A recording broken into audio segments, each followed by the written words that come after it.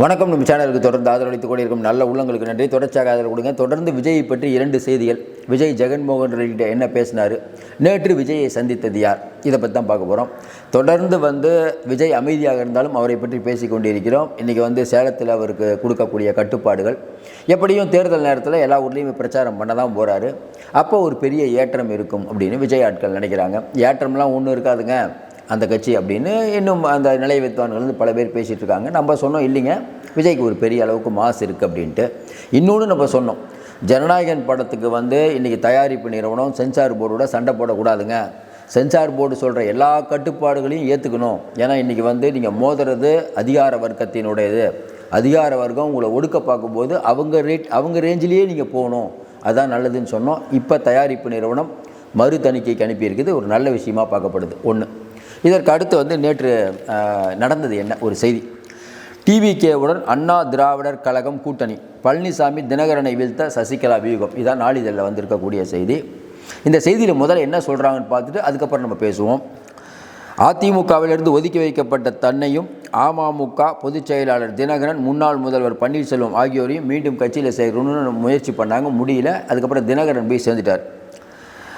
மறுபடியும் தினகரன் இப்போ ஓபிஎஸ்ஸை சேர்க்க மாட்டுறாரு.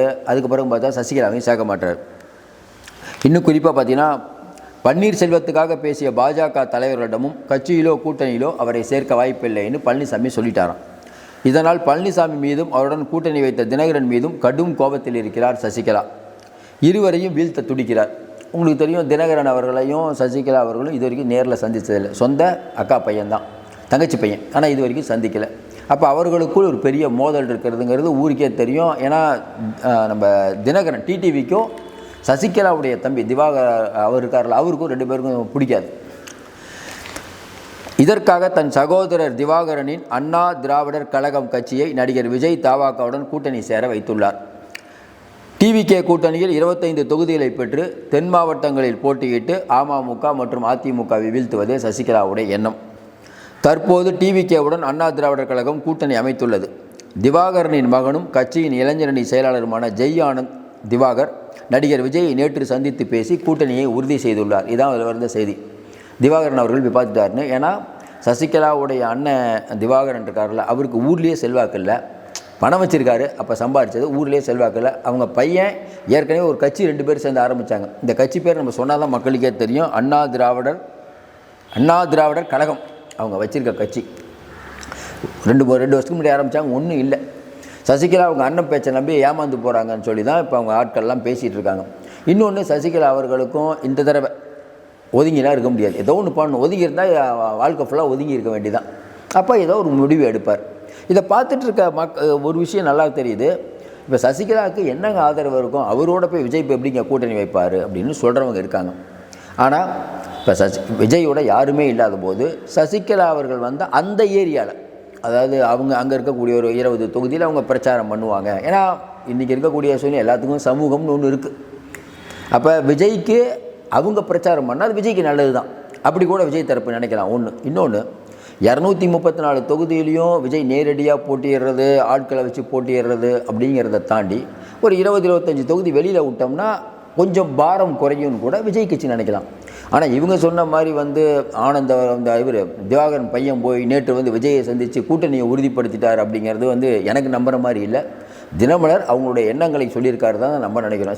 சிலது தகவல்கள் உண்மையாக இருக்கும், சில தகவல்கள் அப்பட்டமாக நமக்கே தெரியும் இது பொய் செய்தின்னு. இது எந்த அளவுக்கு உண்மை நம்மளால் சொல்ல முடியல. ஏன்னா அவங்க 2 பேரும் அறிவிச்சா தான் முடியும். ஆனாலும் சசிகலா அவர்கள் இன்றைக்கி 3 மணிக்கு அவங்க ஆதரவாளர்களை சந்திக்கிறாங்க. இப்போ ஒரு தேர்தல்னு வந்தாலே போதும், சின்ன சின்ன கட்சி கூட மாநாடு நடத்துறது ஏதோ ஒன்று பண்ணிகிட்டு இருப்பாங்க. அப்போ சசிகலா அவர்கள் இந்த தேர்தலை பொறுத்த வரைக்கும் அவங்களுடைய ப்ரேயர் முதல்ல என்டிஏல அவங்க சேரணும். என்டிஏல லெட்டர் மட்டும் கொடுங்க, சீட்டெல்லாம் கொடுக்குறதா வேணாமான்னு நான் முடிவு பண்ணணும்னு பழனிசாமி ஏற்கனவே சொல்லிட்டார். ஏன்னா ஓபிஎஸ் மேலே இருக்க கோவம் சசிகலா மேலே இல்லை. ஆனால் சசிகலாவை உள்ளே சேர்த்தோம்னா அன்றைக்கி பிரச்சனை வருங்கிறது பழனிசாமி நினைக்கிறார். அதனால் சசிகலாவெலாம் கூட்டணி கட்சியில் சேர்க்கறதுக்கான வாய்ப்பே இல்லை. இப்போ சசிகலா என்ன முடிவு எடுக்க போகிறார், இதுதான் ஒன்று. இது ஒரு பக்கம் தனி. இன்னொரு பக்கம் ஜெகன்மோகன் அவருடைய வீட்டு கல்யாணம் நேற்று ஸ்டாலின், நம்ம விஜய் அவங்கெல்லாம் கலந்துக்கிட்டாங்க. ஆனால் விஜய்க்கும் ஜெகன்மோகனுக்கும் நிறையா ஒற்றுமை உண்டு. இவங்க சொல்கிற மாதிரி விஜய்க்கும் ஜெகன்மோகனுக்கும் நிறையா ஒற்றுமை உண்டு. என்னென்னா, ஜெகனுக்கும் விஜய்க்கும் இடையே மத ரீதியான ஒற்றுமை உள்ளது. இருவருக்கும் தேசிய அளவில் உறவுகள் இல்லாததால் புதிய கூட்டணியை உருவாக்க நினைக்கிறார்கள். இது பற்றி இருவரும் அடிக்கடி பேசிக்கொள்கின்றனர். அதற்கு முன்னோட்டமாக சில விஷயங்கள் திருமண நிகழ்ச்சியில் பேசப்பட்டுள்ளது. சென்னை உள்ளிட்ட ஆந்திரா எல்லை பகுதிகளிலும் மத்திய மாவட்டங்களிலும் ரெட்டி சமூக ஓட்டுகளும் கிறிஸ்துவ தெலுங்கு ஓட்டுகளும் உள்ளன. அந்த ஓட்டுகள் தற்போது திமுகவிடம் இருக்கின்றன. அவற்றை தன்பக்கம் கொண்டு வர உதவுமாறு ஜெகனுக்கு இருக்கும் டெல்லி உயர்மட்ட தொடர்பை தனக்கு ஆதரவாக செயல்பட சொல்லுமாறும் விஜய் கேட்டுக்கொண்டுள்ளார். அந்த ஓட்டெலாம் எனக்கு கொஞ்சம் பண்ணுங்க, பிரச்சாரம் பண்ணுங்க, அவ்வளோதான். இல்லை சொல்லி விடுங்க ஏதாவது அந்த ஜாதி சங்கத்திட்ட. அதுபோல உங்களுடைய எதிரி திமுக என்றால் அவர்கள் குறித்து மட்டும் மேடையில் பேசுங்கள், தேவையில்லாமல் டெல்லியை பகைத்து கொள்ள வேண்டாம் என ஜெகன் அறிவுரை கூறியிருக்கிறார். இதுவும் தினமலரில் வந்த செய்தி. ஜெகன் விஜய்க்கு அறிவுரை சொன்னார்னு நல்லா யோசனை பாருங்கள்.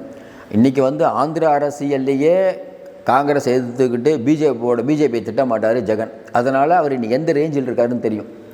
ஒழுங்காக ஏதோ ஒரு கூட்டணிக்கு போயிருக்கணும். நாயுடு கரெக்டாக பிஜேபியோட போகிறாரு, ஜெகன் பிஜேபி திட்டமாட்டாராம், காங்கிரஸை மட்டும் திட்டுவாராம். அதாவது நாயுடுவும் காங்கிரஸை திட்டுவாராம், ஜெகனும் காங்கிரஸை திட்டுவாராம். நாயுடு பிஜேபி கூடயே இருக்கார். அவர் பிஜேபிக்காரங்க நாயுடுக்கு தானே ஓட்டு போடுவாங்க. இது கூட தெரியாமல் ஜெகன்மோகன் பிஜேபி ஆதரித்து இன்றைக்கி வீணாக போய் உட்காந்துருக்கார். ஆந்திராவிலேயே பிஜேபிக்கு அவ்வளோ பிரச்சனைனா தமிழ்நாட்டில் பிஜேபியோட நிலைமை என்ன? இந்த நிலைமையில் விஜய் பிஜேபி திட்டலைன்னா அது தேர்தல் அரசியலில் எப்படியான விளைவுகளை ஏற்படுத்தும்? இது விஜய்க்கு தெரியாதா? இதை ஒரு செய்தின்னு எழுதியிருக்காங்க. அதாவது இவங்களுக்கு என்னென்னா, விஜய் அவர்கள் பிஜேபியை தாக்கி பேசக்கூடாது. பேசாமல் இருந்தவுடனே திமுக சொல்லும், பாருங்கள் விஜய் பிஜேபியோட அடிமையாயிட்டார் அப்படின்னு சொல்லணும் அப்படின்னு நினைக்கிறாங்க பொழுது.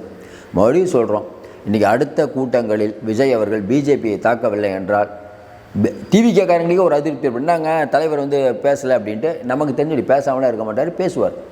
ஏன்னா தமிழ்நாட்டில் பிஜேபிக்கு எதிராகவும் பாயாசத்துக்கு எதிராகவும் ஒரு பெரிய அலை இருக்கிறது. அதை விஜய் பயன்படுத்தி கொள்வார். ஒரு நல்ல அரசியல்வாதி அப்படி தான் இருக்கணும். இன்னும் குறிப்பாக அடுத்த மேட்டருக்கு போகணுன்னா, இன்றைக்கி ரெட்டி சமூக வாக்குகள், அது சம்பந்தமான அந்த சிறுபான்மை வாக்குகள். இப்போ சிறுபான்மை வாக்குகளை கவர்வதற்கு விஜய் கண்டிப்பாக முயற்சி பண்ணுவார். ஏங்க எல்லாருமே இன்றைக்கி அதிமுக கூட என்ன சொல்லுது அவருடைய தேர்தல் அறிக்கையில், சிறுபான்மையில் இருக்கக்கூடிய சுய உதவி குழுக்கள், கிறிஸ்துவர்கள் இஸ்லாமியர்கள்லாம் சுய உதவி தொடங்கினா அதற்கு உடனடியாக நம்ம மானியம் கொடுக்குறோம் அப்படின்னு பழனிசாமி அவர்கள் சொல்கிறார். இப்போ எல்லோரும் சிறுபான்மையினரை குறி வைக்கும்போது ஏன் விஜய் குறி வைக்கிறது தப்பு? அதனால் இன்னொன்று, விஜய் ரொம்ப அதில் போய் பேச மாட்டார். ஏன்னா அவரே ஒரு கிறிஸ்துவருங்கிறனால இந்த கிறிஸ்துவர் இஸ்லாமியர்னு ரொம்ப போய் பேசிகிட்டு இருக்க மாட்டார். அவங்க ஆட்களை விட்டு பேச சொல்லுவார். கிறிஸ்துவர்களுக்கும் இஸ்லாமியர்களுக்கும் தெரியும் என்ன பண்ணணும்னு, அவங்க கடைசி நேரத்தில் பண்ணுவாங்க. இன்னொன்று, விஜய்க்கான ஆதரவு தொடர்ந்து விஜய் கண்ட ரேஞ்சுக்கு ஓட்டை பிரிக்கிறார். அது நல்லா தெரியுது. இந்த தேர்தல் அப்படிங்கிறது இப்போ 1967க்கு பிறகு இப்போ தான் அப்படின்னு 50 வருஷத்துக்கு அப்புறம் இப்போ ஒரு பெரிய புரட்சி நடக்குதுன்னு விஜய் சொல்கிறத நான் எப்படி புரிஞ்சுக்கிறேன்னா, 1967லேயும் யாரும் யூகிக்க முடியாத தேர்தல். ஏன்னா காங்கிரஸ் வலிமையாக இருக்குது, அந்த பக்கம் திமுக அப்போ தான் வளர்ந்து வர கட்சி. இந்த கட்சியெல்லாம் காங்கிரஸ் மாதிரி ஆலமரத்தை அடிக்க முடியுமான்னு நினச்சாங்க. அந்த மாதிரியான ஒரு விஷயம் இப்போ வந்திருக்கிறதா அவங்க நினைக்கிறாங்க. 50 ஆண்டுகளுக்கு பின்னால் வரக்கூடிய எலெக்ஷன், போன எலெக்ஷனோ முந்தின எலெக்ஷன் மாதிரி இல்லை இந்த எலெக்ஷன். அது எல்லாருக்கும் தெரியும். 2026 தேர்தல் இதுவரை தமிழகம் கண்டிராத ஒரு வித்தியாசமான தேர்தல். ஒரு பக்கம் பலமான திமுக கூட்டணி, இன்னொரு பக்கம் பலமான என்டிஏ கூட்டணி. அமித்ஷா, மோடி, நட்டா கிட்டான், பெரிய அண்ணாமலை, எடப்பாடி பழனிசாமி, பெரிய கூட்டம். இந்த பக்கம் ஸ்டாலின், உதயநிதி ஸ்டாலின், இந்த பக்கம் வெட்கியாயன், நேரு, எல்லாம் பழந்துன்னு கொட்டை போட்டவங்க. இந்த பக்கம் டிவிகேங்கிற புதிய கட்சி. அப்போ தேர்தல் களம் அப்படிங்கிறது பார்த்திங்கன்னா அதிமுக போதுன்னா அது சொல்லிடலாம். நம்ம அதிமுக பார்த்தா இப்போயே ரிசல்ட் சொல்லிடலாம், கண்டிப்பாக அதிமுக தான் ஜெயிக்குங்க, இப்போயே சொல்லிடலாம். இப்போ விஜய்னு ஒருத்தர் வந்ததுனால புரியல, அது திமுகவுக்கு தான் நல்லது என்னை பொறுத்த வரைக்கும். ஏன்னா கண்டிப்பாக தோற்றுருவோங்கிற நிலைமை அதிமுக இருந்தால். இப்போ திமுகவுக்கு ஒரு நம்பிக்கை, ஓரளவுக்கு ஜெயிச்சிடலாம். உள்ளுக்குள்ளே அவங்களுக்கு தெரியுங்க, வெளியில் நீங்கள் 1000 சொன்னால் கூட உள்ளுக்குள்ளே அவங்களுக்கு தெரியும். விஜய் பார்த்து அரண்டு போயிருக்காங்க. விஜய் பார்த்து ஏன்டா இவரை தேவையில்லாமல் இப்போ என்னென்னா பிஜேபியும் யாருப்பா இந்த ஆள் டக்குன்னு என்ன பண்ணுறதுனே புரியல. எங்கே ஓட்டு இருக்கும் எங்கே ஓட்டில் உண்மையிலே அவங்க ஸ்பாய்லர் கீழர்னு எது சொன்னாலும் யாரை ஸ்பாய்லர் பண்ணுறாங்கிறது பிரச்சனை அது ஒன்று இருக்குல்ல. இப்போ நீங்கள் அவர் வேட்புமனு தாக்கல் பண்ணுற 100 ரூபா வச்சா வேட்புமனு தாக்கலுக்கு வெறும் 100 ரூபா வைக்கிறாருங்க, கூட்டம் கூடாதா அப்படிலாம் நீங்கள் கேட்கலாம். ஆனால் மக்கள் மன்றத்தில் எடுபடாது. பரவாயில்லப்பா, சரியான கூட்டம்ப்பா. என்னங்க விஜயோடைய தேனி மாவட்ட செயலர் ஓடி போயிட்டார். ஆமாங்க, நீங்கள் அடக்குமுறையை கையாண்டா நீங்கள் ஓடலை. கலைஞர் அவர்கள் அரெஸ்ட் போது ஸ்டாலின் அவர்கள் ஓடி போடல. சட்டமன்றத்தில் சட்டை கிழிச்சிட்டு வரல ஸ்டாலின். அதெல்லாம் ராஜதந்திர நடவடிக்கை. நாங்கள் தற்காத்து கொள்ள வந்து முன்ஜாமீன் வாங்குறதுக்காக வெளியில் தலைமறைவாக இருந்தால் உடனே தலைமறை ஓடிட்டாங்கன்னு சொல்கிறது. நீங்கள் என்ன வேணால் ஓடிட்டாங்கன்னு சொல்லுங்கள். கரூர் சம்பவத்தை பற்றி என்ன வேணால் திமுக பிஜேபி எல்லாம் எங்களை திட்டுங்க. நீங்கள் திட்டணுன்னு தான் எதிர்பார்க்குறோம். வெளியில் மக்கள் என்ன சொல்கிறாங்க? முதல்ல எங்களை ஆதரித்த எடப்பாடி ஏன் இப்போ மாற்றி பேசுகிறாரு? கரூர் சம்பவத்தில் செந்தில் பாலாஜிக்கு தொடர்பே இல்லையா? ஏன் அவரை விசாரிக்காமல் இருக்காங்க சிபிஐ? அப்புறம் இருக்கக்கூடிய உள்ளர்த்தம் என்ன? பிஜேபி நீங்களும் சேர்ந்து ஒரு முடிவு பண்ணிட்டீங்க. ஜனநாயகன் படத்தை வெளியிட மாட்டீங்க, திமுக எடுத்த பராசக்தியை வெளியிடுறீங்கன்னா மேலே ஒரு அண்டர் கிரவுண்ட் டீலிங்னு மக்களுக்கு தெரியுமா இல்லையா? இதெல்லாம் நாங்கள் சொல்லணும்னு அவசியம் இல்லை, மக்களுக்கே தெரியும். மக்கள் இப்படி தான் நினைக்கிறாங்க. நம்மளும் பேசிட்டோம், நமக்கே ஆச்சரியமாகுது. இப்போ நிறைய மக்கள் வந்து விஜயுடைய அரசியல் அப்படிங்கிறது ரொம்ப புதுசாகுது. ஏன்னா அவர் உழைக்காமல் மக்கள் அவர்களுக்காக உழைத்துட்டு இருக்காங்க. இப்போ நிறைய சமூக ஊடகங்களில் இப்போ பேசுகிறவங்களாம் பார்த்தீங்கன்னா கட்சிக்காரங்க நிறைய பேர் இல்லை. இப்போ விஜய் கட்சியில் இருக்கவங்க வந்து விஜய்க்காக பேசுவதை விட வெளியிலேருந்து பேசுகிறவங்க ரொம்ப அதிகமாக இருக்காங்க. ரொம்ப ஆச்சரியமான விஷயம். ஒருவருக்காக இப்போ நீங்கள் பார்த்துட்டு இருக்க நிறைய பேரோட விஜய் ஆட்களாக கூட இருக்கலாம்.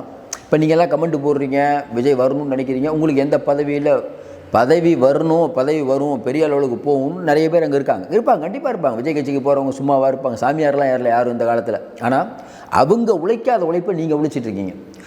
அந்த உள்ளே போகிறாங்கள அவங்க இன்னும் கடுமையாக உழைச்சால் விஜய் எங்கேயோ போயிடுவார். சில பேர் வந்து தடுமாறுறதெல்லாம் பார்த்தா விஜய் ஆட்கள்னு வந்து பேசுகிறாங்க, டிவியில் தடுமாறுறாங்க சில விஷயத்தில். நெறியாளர் வந்து கேட்குறாரு, அவர்களால் பதில் சொல்ல முடியல. பட்ஜெட்டுக்கு ஏன் விஜய் வந்து கருத்தே சொல்லலை? திருப்பரங்குன்ற விஷயத்தில் அவங்க ஸ்டாண்ட் என்ன? ஈஸியாக சொல்லலாமே. இது அவங்க தடுமாறுறாங்க. அப்படிங்கும்போது பார்த்தீங்களா, அதாவது முதலமைச்சர் வந்து இங்கே இருக்க பிரச்சனையெல்லாம் விட்டுருவார், காசாக்காக போராடுவேன்னு சொல்லுவாராம். உங்களுக்கு தெரியும், ஒரு 3 மாதத்துக்கு முன்னாடி காசாக்காக போராடுறோன்னு ஒரு சங்கிலிலாம் கொடுத்தார். அதாவது இவர் காசாவுக்காக போராடினா ட்ரம்ப் பயந்து, ஐயோ இஸ்ரேல் பயந்து விட்டுரும். மக்கள் பார்த்துட்ருக்க மக்கள் இதெல்லாம் பெரிய விஷயமாகணும். இன்றைக்கி வந்து தமிழ்நாடு 10 லட்சம் கோடி கடனில் இருக்குது. ஐயா நீங்கள் வந்து 1000 ரூபா 1500 கொடுக்குறதே 1000 ரூபா கொடுக்குறதே பெருசு. எப்படியா நீங்கள் வந்து இன்னும் அதிகமாக மகளிரை சேர்ப்பீங்க? மின்துறை இந்தளவுக்கு நஷ்டமானதுக்கு என்ன காரணம்? டான்ஜெட்கோ அப்படிங்கிற ஒரு அமைப்பு 2ஆக பிரிக்கப்பட்டு தமிழ்நாடு அரசு நிதிலாம் கொடுத்து இன்னும் டேக்கஃபே ஆகலையே. 15வது நிதிக்குழு அறிக்கை என்ன சொல்லுதுன்னா, தமிழ்நாடு 3வது மிக மிக மோசமாக பட்டியலில் இருக்கக்கூடிய மாநிலம் சொல்லுது அப்படின்னு விஜய் பேசுனா மக்கள்கிட்ட எப்படி எடுபடும்? சரியாக எடுபடுங்க. ஆனால் அவர் ஏன் இதை அந்த மாதிரி விஷயத்தை டெஸ்ட் பண்ணணும் விஜய்? ஏன்னா 19 பேசிகிட்டு இருக்கிறத விட இந்த மாதிரி ஆழமாக பேசினால் இன்னும் அவர் வந்து மக்கள் இந்த ஈர்க்கப்படுவாங்க மக்கள். ஏன்னா நீங்கள் மற்றவங்க பேசுகிறத விஜய் பேசினா இன்னும் அழுத்தமாக இருக்கும். ஏன்னா விஜய் தான் இதை பேச முடியும். ஒன்றியம் பாயாசம் 2 பேரும் எதுக்கக்கூடிய அவர் தான் பேசிகிட்டு இருக்காரு. அதனால தான் விஜய் நம்ம எனக்கு எதுக்கு நான் சொல்கிறேன்னா, புதுசாக ஒருத்தர் வந்திருக்காரு, அவர் உடனே காயப்படுத்தக்கூடாது. அவருடைய அரசியலை பார்ப்போம். வரக்கூடிய தேர்தலில் அவர் பெரிய ஆளுமையை செலுத்துவாருங்கிற என்னுடைய கருத்தில் நான் மாற்றமில்லை. இன்னொரு விஷயம், இப்போ சசிகலாவோ இல்லை வந்து ஜெகன் இவங்களெல்லாம் தாண்டி இப்போ சசிகலா அவர்கள் ஓபிஎஸ் அவர்கள் எங்கே போவாங்கன்னு தெரியல. இன்னொன்று நேற்று வந்து நம்ம ஆதவர்ஜுனா சொல்கிறாரு, திமுக இன்னும் குழுவை போடல, கிரிஷ் ஜோடங்கரை அவங்க மாற்றணும்னு நினைக்கிறாங்க. ஏன்னா கிரிஷ் ஜோடங்கர் எங்களுடைய டிவிகேவுடைய டேட்டா கையில் வச்சுருக்காரு. சார் டிவிகேவுடைய கூட்டணி போகலாங்கிற முடிவுக்கு ஜோடங்கர் வந்துட்டார். அதனால் மாற்றணும்னு திமுக நினைக்குது. திமுக என்றைக்கு தேர்தல் குழுவை போடுதோ அன்றைக்கி அந்த கட்சிகள்லாம் எங்ககிட்ட வரும். எல்லோரும் எங்ககிட்ட வாங்க, நேற்றும் கூப்பிட்றாரு. விசிகா வாங்க, கம்யூனிஸ்ட் வாங்க, காங்கிரஸ் வாங்க, நேற்றும் கூப்பிட்றாரு. அப்போ தனியாக நிற்பதை விட கூட்டம் நமக்கு ஆளுங்களை சேர்த்து நிற்கிறது சரிங்கிறது அவங்களுடைய எண்ணம். சரியான முடிவு. எம்ஜிஆரோ ஜெயலலிதாவோ யாருமே இன்றைக்கி தனியாக நின்று ஜெயிச்சதில்லை. அப்போ விஜய் தரப்பு ஒரு சரியாக அவங்களுக்கு ஒன்றுமே, அதாவது விஜய்க்கு அரசியலே தெரில, ஆதவர்ஜுனாக்கு அரசியலே தெரிலன்னா யாருமே வேணாங்க, நாங்களே தனியாக நின்று போவோம் இப்போவும் சொல்லிட்டு இருக்காரு ஆதவர்ஜுனா. கடைசி நேரம் வரைக்கும் இப்படி தான் பேசணும், தூண்டில் போட்டுக்கிட்டே இருக்கணும். அதனால் மற்ற விஷயத்தில் ஆதவர்ஜுனா பேசுகிறதை தாண்டி நேற்று அவர் பேசியது சரியான பேச்சாக தான் பார்க்குறோம். தொடர்ந்து நிறைய அண்மை தகவலை தந்துட்டு இருக்கோம். தொடர்ந்து ஆதரவு கொடுங்கள். நிறையா உங்களுடைய கருத்துக்களை சொல்லுங்கள். மீண்டும் சந்திப்போம். நன்றி, வணக்கம்.